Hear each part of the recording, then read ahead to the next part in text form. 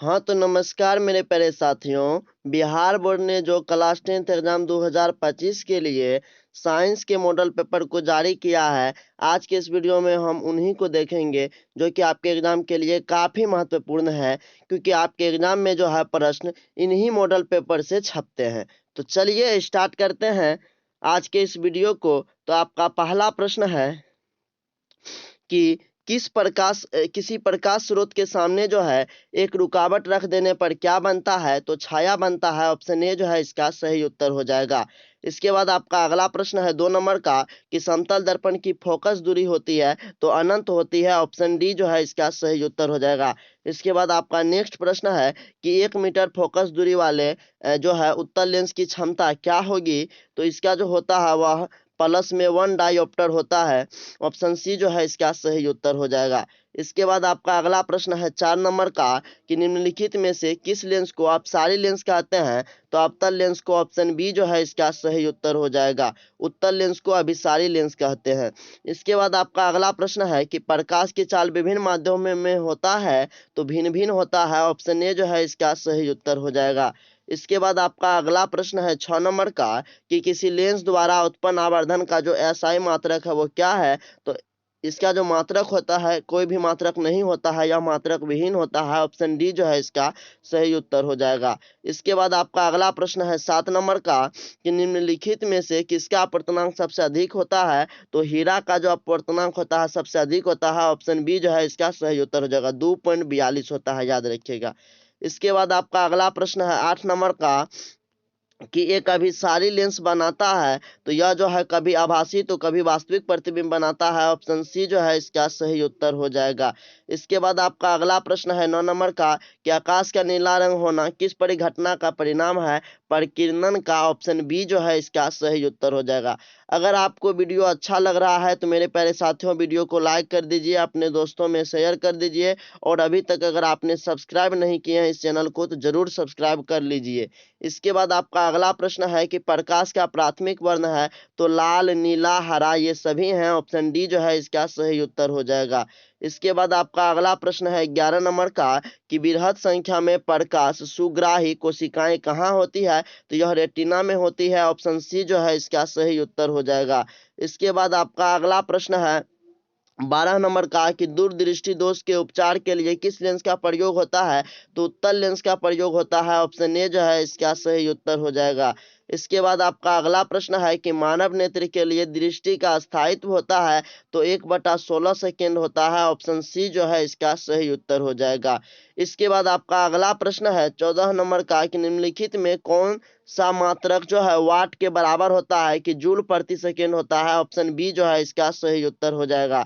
इसके बाद आपका अगला प्रश्न है कि 1 किलोवाट घंटा बराबर होता है तो यह 1 यूनिट के बराबर होता है। ऑप्शन सी जो है इसका सही उत्तर हो जाएगा।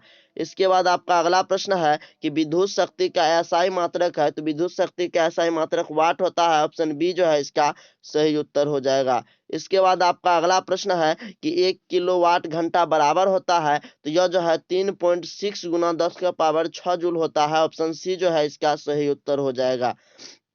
इसके बाद आपका अगला प्रश्न है 18 नंबर का कि दाएं हाथ के अंगूठे के नियम को किसने प्रतिपादित किया था? तो फ्लेमिंग ने किया था। ऑप्शन सी जो है इसका सही उत्तर हो जाएगा।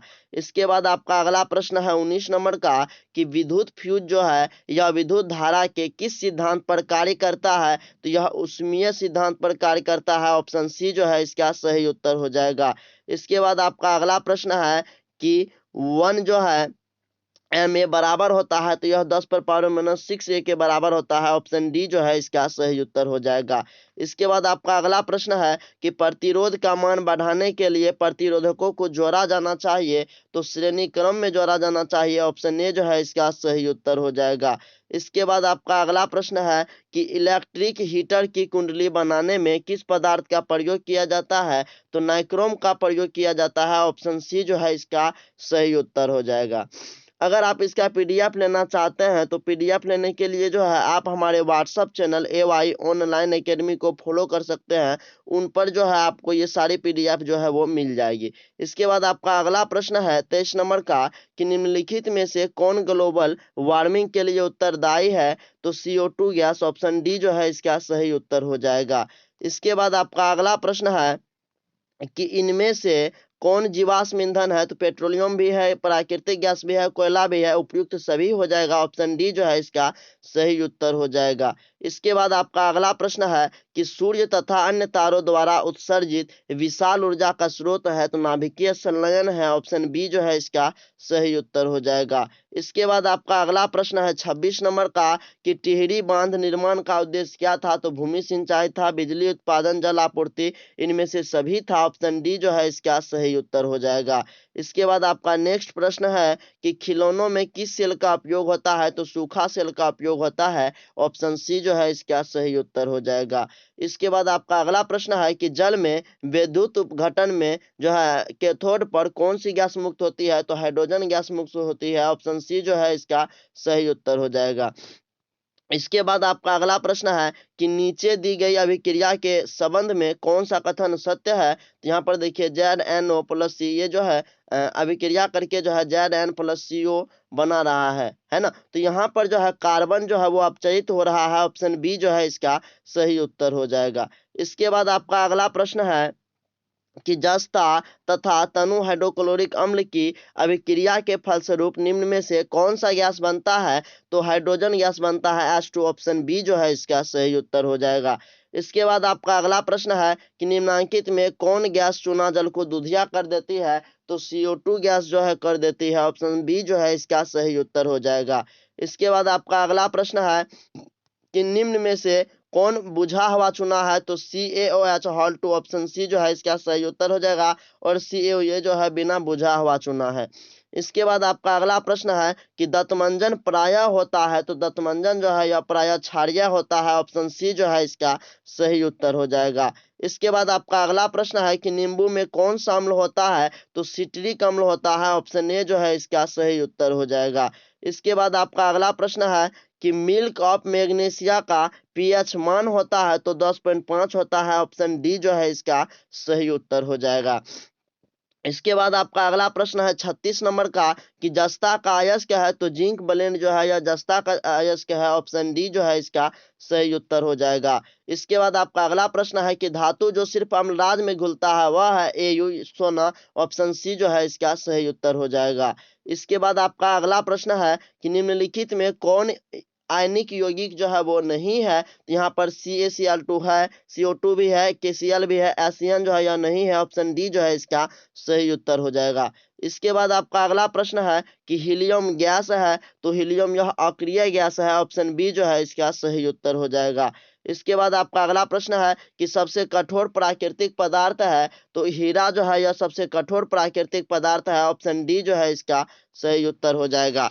इसके बाद आपका अगला प्रश्न है कि बेंजीन का अणुसूत्र है? तो बेंजीन का जो अणुसूत्र होता है वह C6H6 होता है। ऑप्शन डी जो है इसका सही उत्तर हो जाएगा। इसके बाद आपका अगला प्रश्न है कि हाइड्रोजन के दो परमाणुओं के बीच कौन आबंध बनते हैं? तो एक आबंध बनते हैं। ऑप्शन सी जो है इसका सही उत्तर हो जाएगा। इसके बाद आपका अगला प्रश्न है कि चूना जल का रासायनिक नाम है कैल्शियम हाइड्रोक्साइड। ऑप्शन बी जो है इसका सही उत्तर हो जाएगा। इसके बाद आपका अगला प्रश्न है कि चीनी का रासायनिक सूत्र है? तो C12H+O11। ऑप्शन सी जो है इसका सही उत्तर हो जाएगा। इसके बाद आपका अगला प्रश्न है 45 नंबर का कि निम्नलिखित में कौन सा कार्बनिक यौगिक सबसे अधिक अभिक्रियाशील है? तो यहाँ पर जो है C2H4 जो है यह सबसे अधिक अभिक्रियाशील है। ऑप्शन डी जो है इसका सही उत्तर हो जाएगा। इसके बाद आपका अगला प्रश्न है कि मेंडलीफ ने अपनी आवर्त सारणी तैयार करने के लिए कौन सा मापदंड अपनाया है? तो परमाणु द्रव्यमान अपनाया। ऑप्शन बी जो है इसका सही उत्तर हो जाएगा। इसके बाद आपका अगला प्रश्न है कि निम्नलिखित में से कौन क्षार धातु नहीं है? तो Na जो है यह है। इसके बाद Rb भी है और लिथियम भी है। और यहाँ पर जो है आपका मैग्नीशियम जो है यह क्षार धातु नहीं है, तो ऑप्शन ए जो है इसका सही उत्तर हो जाएगा। इसके बाद आपका अगला प्रश्न है कि निम्नलिखित में कौन हेलोजन समूह का सदस्य है, तो ब्रोमीन जो है यह हेलोजन समूह का सदस्य है, ऑप्शन सी जो है इसका सही उत्तर हो जाएगा। इसके बाद आपका अगला प्रश्न है कि जिंक की परमाणु संख्या है तो 30 होता है, ऑप्शन डी जो है इसका सही उत्तर हो जाएगा। इसके बाद आपका अगला प्रश्न है कि निम्नलिखित में कौन विद्युत ऋणात्मक होते हैं, तो यह जो है अधातु जो है यह विद्युत ऋणात्मक होते हैं, ऑप्शन ए जो है इसका सही उत्तर हो जाएगा। और धातु जो है विद्युत धनात्मक होता है, याद रखिएगा। इसके बाद आपका अगला प्रश्न है कि राजस्थान के किस ग्राम में चिपको आंदोलन के क्रम में जो है महिलाओं ने जाने दी थी, है ना, यानी कि अपना जान दे दिया था, तो खेजड़ी में, ऑप्शन बी जो है इसका सही उत्तर हो जाएगा। इसके बाद आपका अगला प्रश्न है कि निम्नलिखित में किसके कारण पर्यावरण में संतुलन बिगड़ जाता है, तो बढ़ती मानव जनसंख्या के कारण, ऑप्शन बी जो है इसका सही उत्तर हो जाएगा। इसके बाद आपका अगला प्रश्न है कि पर्यावरण को प्रदूषण से बचाने का सबसे अच्छा तरीका क्या है, तो वस्तु का पुनर्चालन भी है, वस्तु का पुनरुपयोग भी है और वस्तु के उपयोग में कमी भी है, तो ऑप्शन डी इनमें से सभी जो है इसका सही उत्तर हो जाएगा। इसके बाद आपका अगला प्रश्न है कि सौर सेल में किसका उपयोग होता है, तो सिलिकॉन का उपयोग होता है, ऑप्शन सी जो है इसका सही उत्तर हो जाएगा। इसके बाद आपका अगला प्रश्न है कि निम्नांकित में कौन जो है मुख्यतः बायोगैस है, तो यहाँ पर CH4 जो है यह बायोगैस है, ऑप्शन बी जो है इसका सही उत्तर हो जाएगा। इसके बाद आपका अगला प्रश्न है कि मनुष्य के दांत की सबसे ऊपरी परत है, तो इनामेल है, ऑप्शन सी जो है इसका सही उत्तर हो जाएगा। इसके बाद आपका अगला प्रश्न है कि जठर ग्रंथियां पाई जाती है, तो जठर ग्रंथियां जो है यह अमाशय में पाई जाती है, ऑप्शन सी जो है इसका सही उत्तर हो जाएगा। मेरे प्यारे साथियों, अगर आपको वीडियो अच्छा लग रहा है तो प्लीज वीडियो को लाइक कर दीजिए, अपने दोस्तों में शेयर कर दीजिए। साथ ही अगर आपने जो है अभी तक सब्सक्राइब नहीं किए हैं AY ऑनलाइन एकेडमी परिवार को, तो प्लीज इसे जो है सब्सक्राइब कर लीजिए, है ना। इसके बाद आपका अगला प्रश्न है कि निम्नलिखित में कौन वसा के पाचन में सहायक होता है, तो लाइपेज, ऑप्शन ए जो है इसका सही उत्तर हो जाएगा। इसके बाद आपका अगला प्रश्न है कि पीत रस का रंग होता है तो हरा होता है, ऑप्शन बी जो है इसका सही उत्तर हो जाएगा।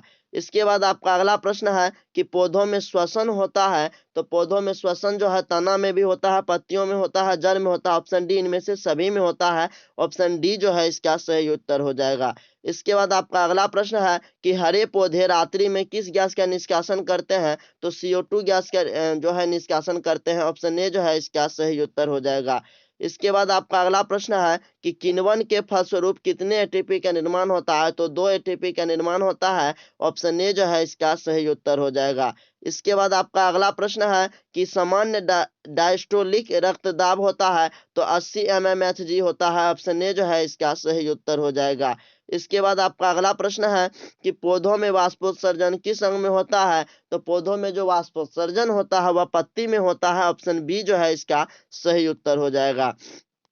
इसके बाद आपका अगला प्रश्न है 65 नंबर का कि अस्थि क्या है, तो अस्थि एक उत्तक है, ऑप्शन सी जो है इसका सही उत्तर हो जाएगा। इसके बाद आपका अगला प्रश्न है कि पादप में अपशिष्ट संचित रहते हैं, तो यह छाल में, पत्तियों में और कोशिकीय इकाओं में, तो इन सभी में होता है, ऑप्शन डी जो है इसका सही उत्तर हो जाएगा। इसके बाद आपका अगला प्रश्न है कि वृक्क के संरचनात्मक एवं क्रियात्मक इकाई को कहते हैं, तो नेफ्रॉन कहते हैं, ऑप्शन सी जो है इसका सही उत्तर हो जाएगा। इसके बाद आपका अगला प्रश्न है कि पौधे के उत्सर्जी पदार्थ हैं, तो टेनिन, रेजिन, गोंद ये सभी हैं, ऑप्शन डी जो है इसका सही उत्तर हो जाएगा। इसके बाद आपका अगला प्रश्न है 69 नंबर का कि स्मरण शक्ति का मुख्य केंद्र है, तो सेरिब्रम है, ऑप्शन डी जो है इसका सही उत्तर हो जाएगा। इसके बाद आपका अगला प्रश्न है कि जड़ का अधोगामी वृद्धि कहलाता है, तो गुरुत्वानुवर्तन कहलाता है, ऑप्शन डी जो है इसका सही उत्तर हो जाएगा। इसके बाद आपका अगला प्रश्न है कि एस्ट्रोजन स्रावित होता है, तो यह अंडाशय द्वारा स्रावित होता है, ऑप्शन सी जो है इसका सही उत्तर हो जाएगा। इसके बाद आपका अगला प्रश्न है कि स्वपरागन निम्न में से किन पौधों में होता है, तो यह उभयलिंगी पौधों में होता है, ऑप्शन बी जो है इसका सही उत्तर हो जाएगा। इसके बाद आपका अगला प्रश्न है कि गर्भाशय के किस भाग में भ्रूण विकसित होता है, तो एंडोमेट्रियम भाग में होता है, ऑप्शन ए जो है इसका सही उत्तर हो जाएगा। इसके बाद आपका अगला प्रश्न है कि निम्नलिखित में कौन सा भाग केवल पुरुष जननांग में पाया जाता है? तो शुक्रवाहिका जो है यह केवल पुरुष जननांग में पाया जाता है। ऑप्शन डी जो है इसका सही उत्तर हो जाएगा। इसके बाद आपका अगला प्रश्न है कि आनुवांशिकता का पिता किसे कहा जाता है? तो ग्रेगर जॉन मेंडल को कहा जाता है। ऑप्शन बी जो है इसका सही उत्तर हो जाएगा। इसके बाद आपका अगला प्रश्न है कि मेंडल जो है यह किस देश में ईसाइयों के एक मठ के पादरी थे? तो ऑस्ट्रिया में। ऑप्शन बी जो है इसका सही उत्तर हो जाएगा।